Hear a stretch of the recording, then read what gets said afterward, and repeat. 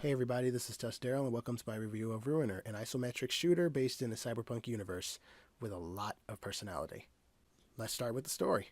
So to avoid potentially spoiling, to avoid potentially spoiling the story or anything that might give some tidbits away that I don't really necessarily want to say in this review, I'm just going to read directly from the Steam page like I did with my Dreadout review.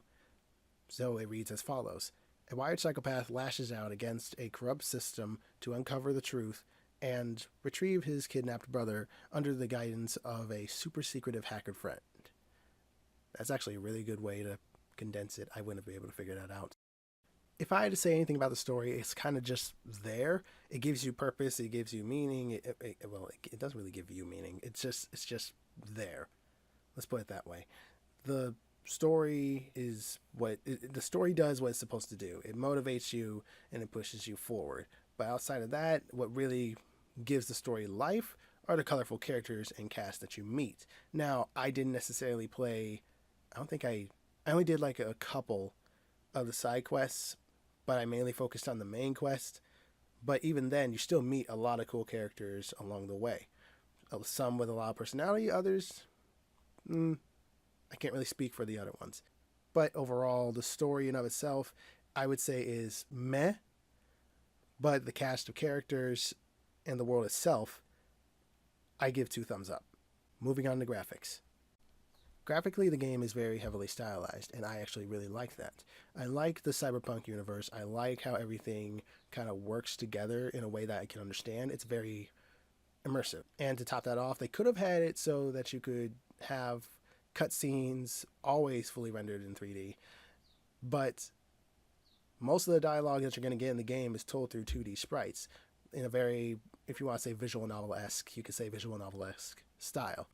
The world has depth to it, and I really like worlds that have a lot of depth to it. It doesn't feel like it's shallow in any regard. You feel like you're actually a part of that universe, that everything you pick up, everything you use, everything you interact with, everyone you meet, they feel like they fit in. Which I know for some people would be like, well, that's par for the course, Daryl. They're trying to emulate a cyberpunk universe. Well, not emulate, but simulate one.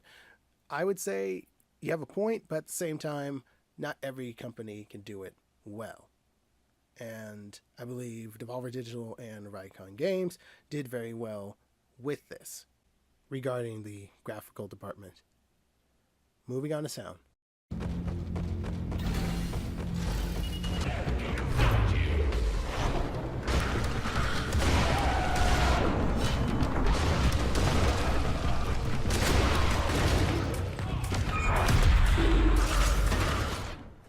Remember how I said in Dreadout, and I believe I said it in Dreadout and Evil Within 2, but if I didn't, I'm going to reiterate it here. It's very important to get sound right in a horror game.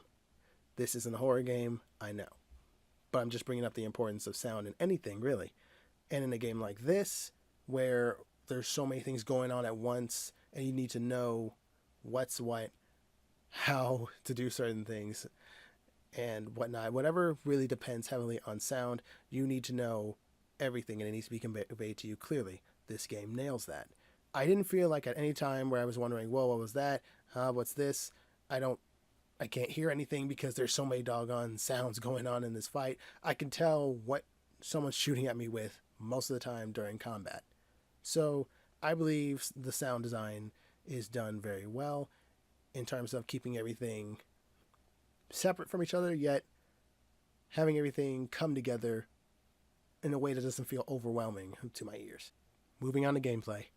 So if you're familiar with isometric shooters, you'll know that if you're playing with a controller, then left analog stick moves you around and right analog stick turns you around in any direction where you really want to aim.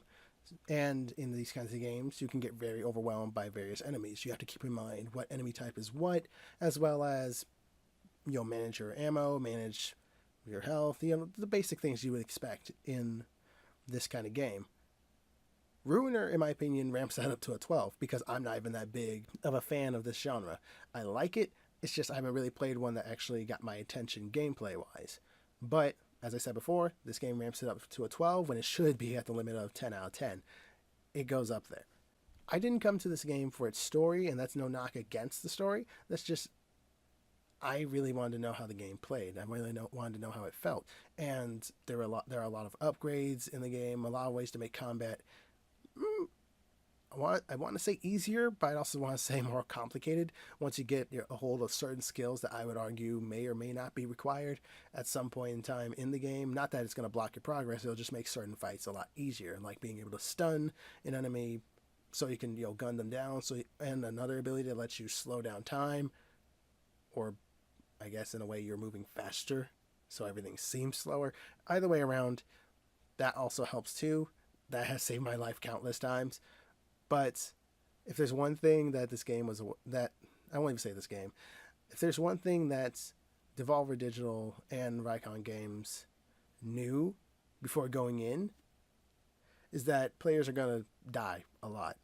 And what I can really appreciate is that out of all the times I've screwed up in this game, because you're going to die, maybe not frequently, but you're going to do it, you came back almost immediately. So you don't have to worry about, oh, I died, I got to wait through a loading screen. No, it's pretty quick.